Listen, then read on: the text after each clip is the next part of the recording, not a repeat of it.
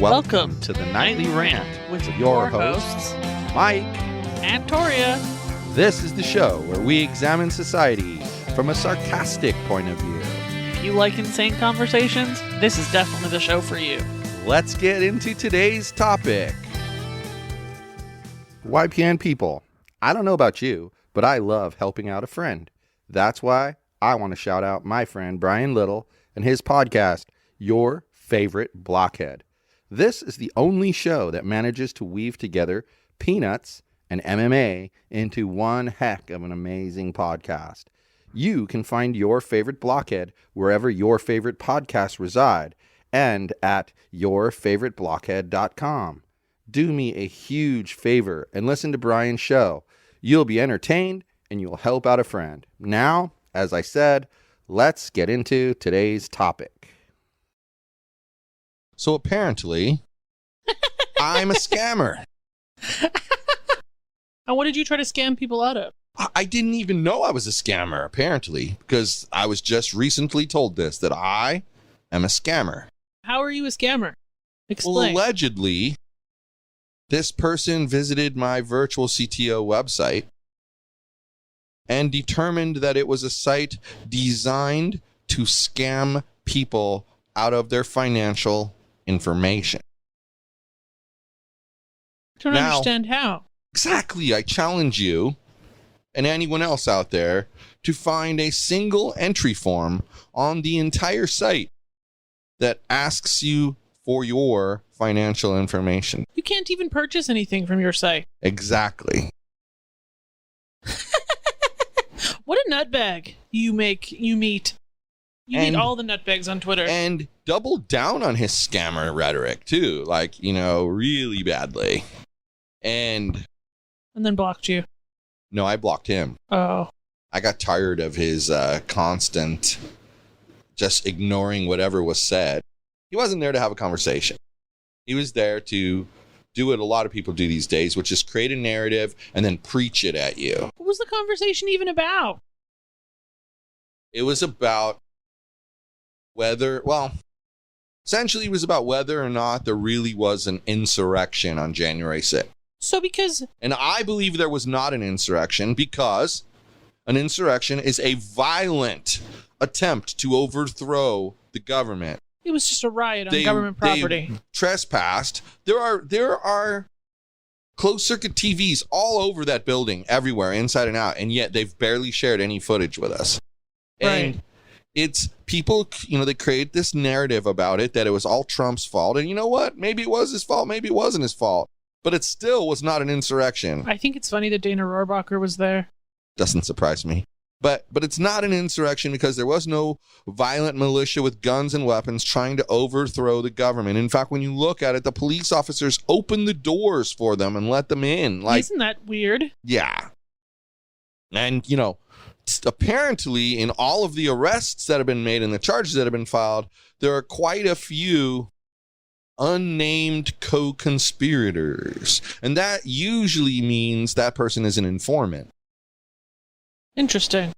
So who are these unnamed co-conspirators and why do they have such intimate involvement in the activities of January 6th when they're supposedly law enforcement investigators?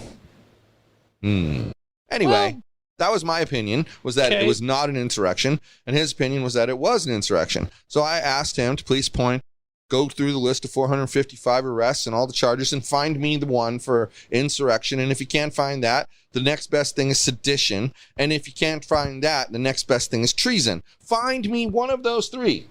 What's sedition? Because you're insistent that someone tried to overthrow the government. And those are the only three ways someone can try and overthrow the government. So an insurrection is a violent one. What's the sedition? Sedition would be like, if I'm thinking about it correctly, it's like getting a body of people together to all think one way so that you can push the government right out. Treason is information passing. Right. Treason is, going against your government. Right. Acting against the best interests of your government. Interesting. So, show me. Where are they? There aren't any. There's not a single arrest for that. And then he says, well, you're just a Trumpy. You're defending the Trumpy point of view. And I said, no, I couldn't stand Trump. I didn't vote for Trump in 2016. I didn't vote for Trump in 2020. And I wouldn't vote for Trump ever. But I don't like people spreading misinformation. And in my opinion, there was no insurrection. So I'm going to speak up. Used it as a buzzword to inflame people. Yes. So I'm going to speak up and I'm going to say something because I don't believe that there was an insurrection. I do know that there was a violent riot. I do know that. But there's a lot of questions around that, revolving around that too. And interestingly, when you think about this, even the Black Lives Matters people, what do they say? I don't know. There were police officers that were causing the violence. There were police officers who were smashing cars. It was police officers who did it. And then what do the conservative side people say?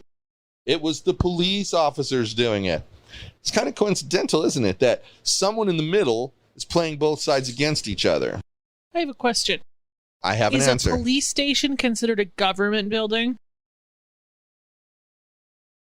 Depending on the type of police station, it's either city or county or state government, but yes. So if a group of people, say, forcefully took over a police station, is it an insurrection? Yeah, I would say so. So who did the real insurrections in 2020? Yeah, well, exactly. I mean, who's still doing it in Portland and, elsewhere? And we're going to get called Republicans, but that's okay. You can call us Republicans if you want. It's a lot better than being called loser. Nobody likes being beaten by their own logic. I understand why they'd try to insult us. I mean, so yeah, you go right ahead and call us whatever you want. It'd be okay. I have no problem with it. All I want to say is, you have a right to your opinion and I have a right to my opinion. I am not over here saying you're wrong. What I'm over here saying is, in my opinion, this is what happened. See the difference? And this is why I don't understand why people get so upset. We can coexist. I have very close friends who we vehemently disagree on certain things, but we coexist because that person understands where I'm coming from on my viewpoint, and I understand where they're coming from on their viewpoint. That's all you have to do, people, is understand where each other's coming from. You don't have to agree. You don't have to disagree.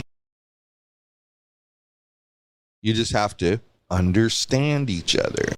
It's simple. Seems reasonable.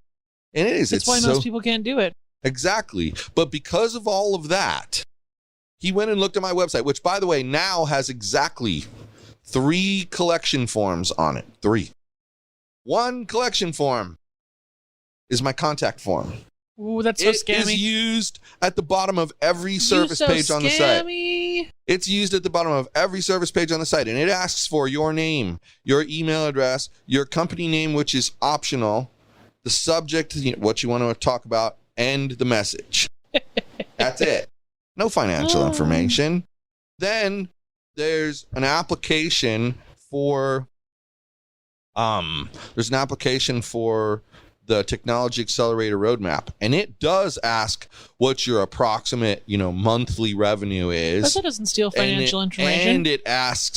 And it does ask like what your goal is, but I didn't ask to have their bank account statement and their login and their routing number and their account what number. The hell? What's wrong with people? And then the third one is quite literally just a calendar page.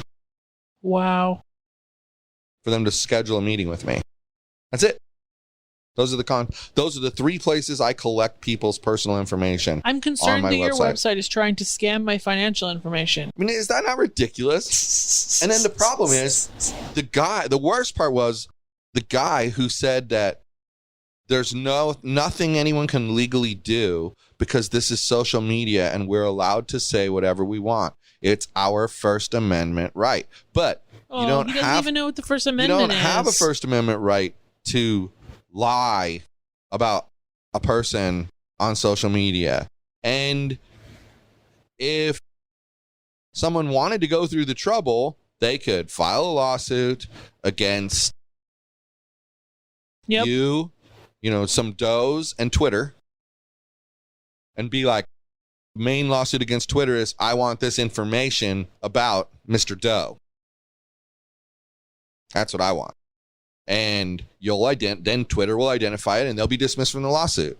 Then I'll name the real person in the lawsuit. And I now hold you responsible, because the only reason you think that you can get away with saying what you want on social media is because you think you can be anonymous, and you really can't. Yeah. Yep. So, if someone really wants to, they could have a cause of action against you. So laughing and saying there isn't one is not accurate. Okay, it just isn't. You just shouldn't lie about people. But yeah, just be spread honest. False information. Or you know what? If you wanted to say, in my opinion, but that's not what was said. It is a scam site designed to steal people's financial information. Yeah. It's not like he said it seems like a scam site. No. He proudly proclaimed scam site, stealing financial information. Yeah, and it's why I ultimately blocked him, because once I realized that his attitude was he can say whatever he wants because he's on social media, you can't win with that person. Oh, and then I went and I said whatever I wanted to him. Yeah. That's kind of funny. We won't talk about that.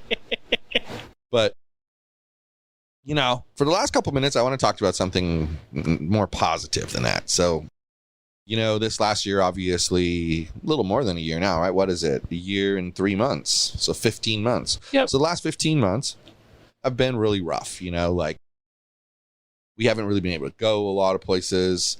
And we make up for it. I do admit we make up for it by the occasional trip to Las Vegas, You went to Vegas a lot during the pandemic. Yes.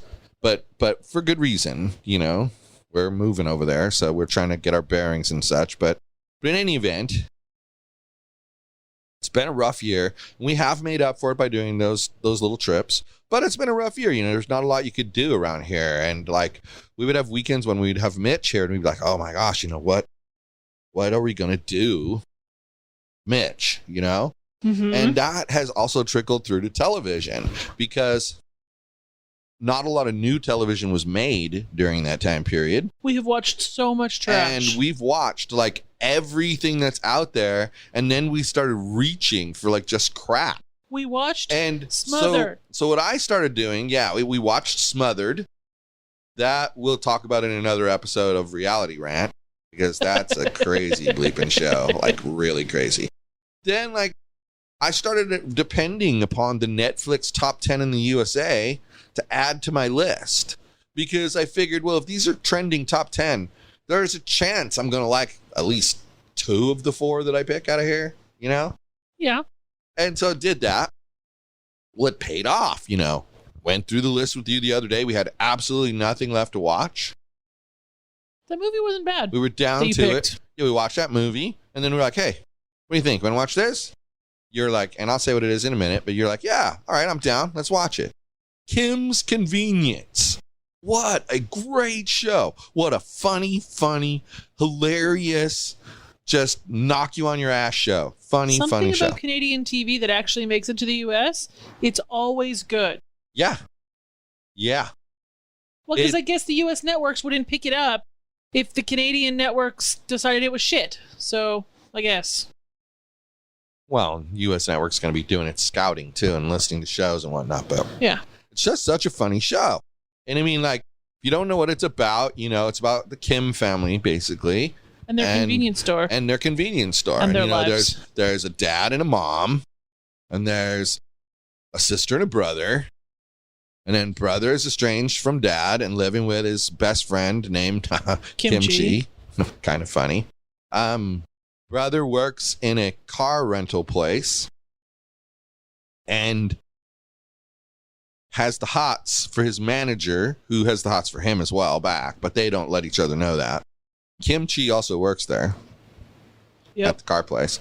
And that's kind of their little incestuous thing. They have a Korean pastor from the church. He comes to the convenience store all the time. Various people they interact with. Friend of daughter, that guy that she lives with, but he's just her roommate. Yep. Yeah, that guy.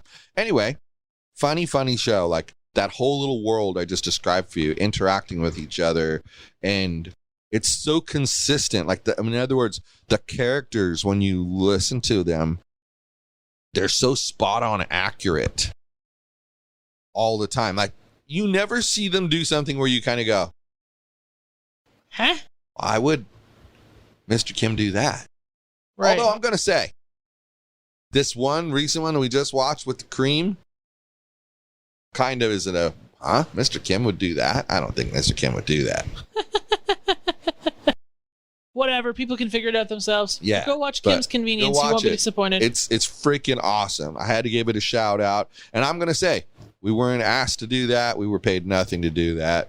We just did that because it's a damn good show. Go watch it. I know everybody's scraping the bottom of the barrel, but there you go. So that's all I got for you. Mildly hilarious note. Night, everyone. Still a bye-bye. Thank you for listening to the Nightly Rant. If you enjoyed the show, please give us a 5-star rating on Apple Podcasts or Google Play. If you didn't enjoy the show, please just ignore that previous request for a rating. This has been a Yogi's Podcast Network production.